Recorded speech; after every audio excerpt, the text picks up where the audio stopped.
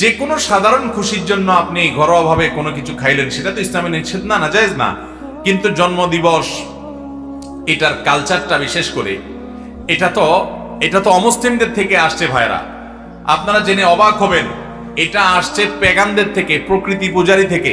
প্রকৃতি পূজারীরা তারা মনে করে মানুষের জন্মের দিনটা, বছরের জন্মবার্ষিকীটা উদযাপন করলে তার সুখ হয়, শান্তিতে থাকে।